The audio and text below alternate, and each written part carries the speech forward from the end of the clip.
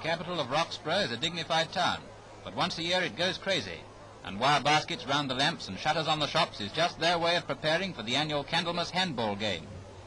The town clerk throws the ball in, and then the fun begins. The idea is to get the ball, but most of them get a kick in the pants instead. That is, if they still have any pants left after the first few minutes.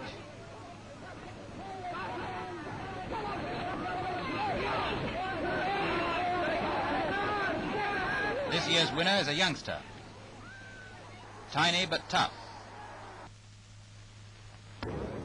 After dragging the Mersey for nearly 24 hours, the salvage crew brings ashore all that's left of the airplane which nosedived into the river only 10 minutes after it had taken off from Liverpool aerodrome. In it, 2 young men lost their lives. Both were expert pilots. The machine had dual control. So the cause of their death is a mystery that an expert examination of the battered wreckage may help to solve.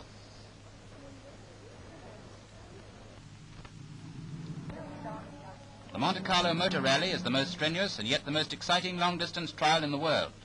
After the competitors have covered anything up to 2,000 miles from various points in Europe, encountering every sort of difficulty on uncivilized roads and across the snowy Alps, they have to go through a series of final trials which test to the limit the ability of the driver and the acceleration, braking and steering qualities of the car. So when you win a prize in this rally, you know you've done something to write home about. This year's winners are 2 young men from Romania, with names that sound like a word that Mother wouldn't like. Anyway, they look happy. After the cargo boat Paris Maru went down in a storm off the coast of Port Elizabeth, South Africa, her sunken hull became such a danger to shipping that her owners decided to give up the idea of using divers to salvage her crew and instead blew her up.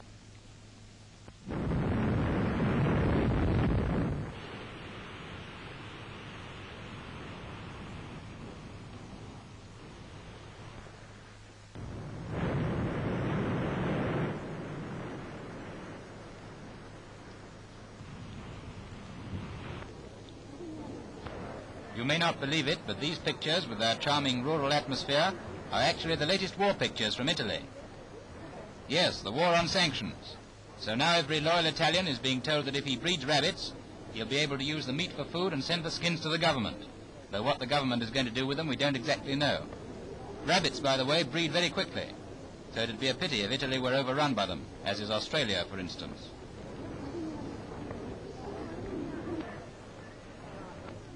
Mr. Ramsay MacDonald heads the poll at the by-election for the Scottish universities, with a majority of over 7,000 over his Scottish nationalist opponent, while the Labour candidate forfeits his deposit. So the ex-Prime Minister's political career isn't ended after all, as so many people thought it was, and he returns to the House of Commons to continue his work as a member of the national government. Richmond Hill is falling down. The recent heavy rain started the trouble, and for the past few days, thousands of tons of earth and stones have been on the move. In some cases, the path has slipped as much as 6 feet. Workmen are trying to find out why the water isn't running off in the normal way, but so far they've failed to discover the suspected stoppage in the drainage system. So they go on working and the hill goes on slipping. If the lass of Richmond Hill were alive today and went for one of her moonlight walks, she'd head for a fall. But then everyone has to be careful in the moonlight.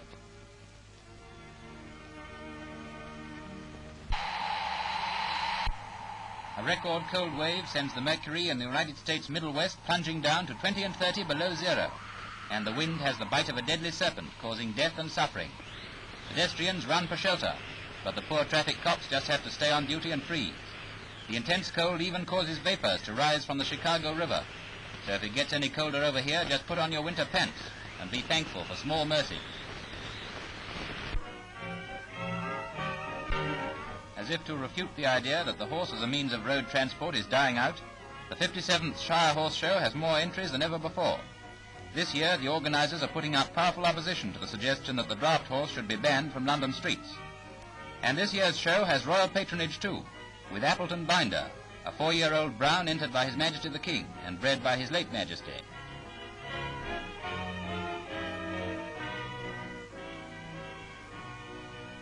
It wins a prize too. At present paying a visit to British shores is the 4,600-ton Swedish combined cruiser and seaplane carrier Gotland. When our cameraman went to see her after she dropped anchor, he received special permission to go on board, inspect her big guns, seaplanes, which are lowered and raised on board by cranes, and anti-aircraft equipment. There's also a bar, but they wouldn't let him inspect that.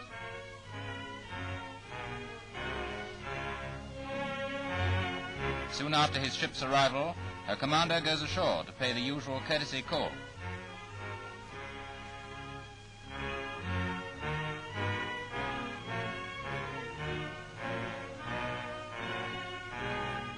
Welcome to our foreign guest.